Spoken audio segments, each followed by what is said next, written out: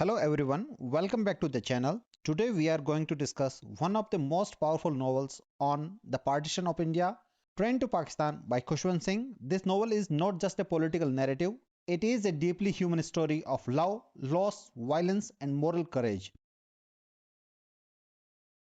Khushwant Singh was one of India's most fearless writers, known for his honesty and realism. He witnessed the partition himself, and his personal experience gives the novel its emotional intensity.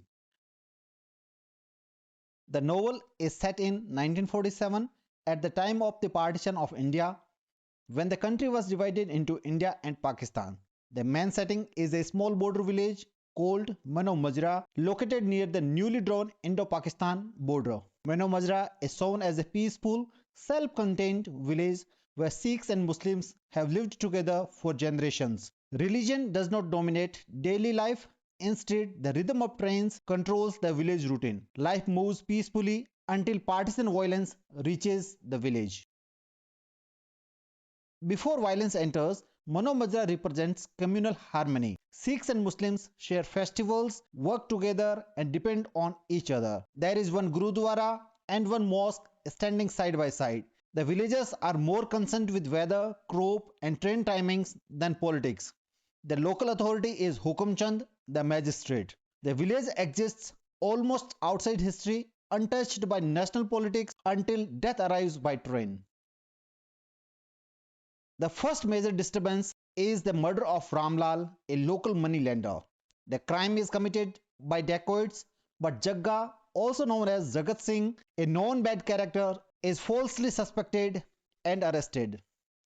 At the same time, Iqbal Singh, an educated social worker sent to promote communal harmony, is also arrested due to mistaken identity and suspicion.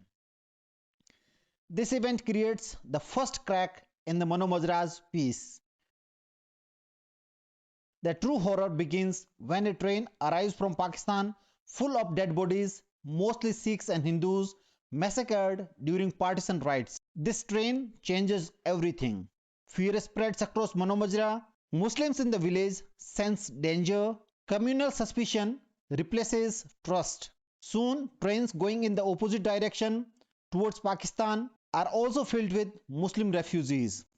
The train becomes a symbol of death, displacement and communal hatred.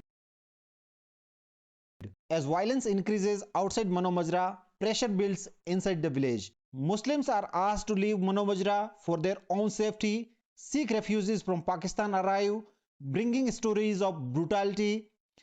Revenge becomes the dominant emotion. Though no violence has yet occurred, inside the village, hatred enters minds before it enters actions. Hukum Chand, the magistrate, is deeply disturbed by the situation. He is aware of the plan to attack a train full of Muslims going to Pakistan. He feels guilty for his past moral failures. Though he has power, he lacks the moral courage to stop the violence openly. His character reflects the failure of administration during partition.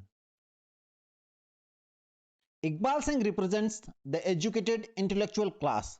He believes in socialism and communal unity. However, when real action is required, he hesitates. He debates, analyzes, and philosophizes, but does nothing. Iqbal's silence at the critical moment highlights the uselessness of ideology without action. Jugga, though a criminal, shared a deep emotional bond with Nooran, a Muslim girl. Their love is instinctive and pure. Nooran's life is threatened when Muslims are ordered to leave Mano Majra. This personal connection becomes the moral force behind Jugga's final action. Extremist Sikhs plan to attack a train carrying Muslim refugees to Pakistan.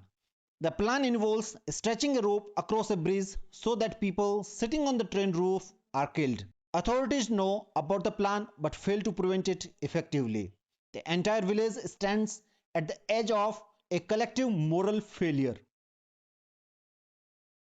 At the final moment, when the train is about to pass over the bridge, Jugga escapes custody. He climbs onto the bridge. He cuts the rope with his own hands In the process, Jugga is shot and killed, but the train passes safely.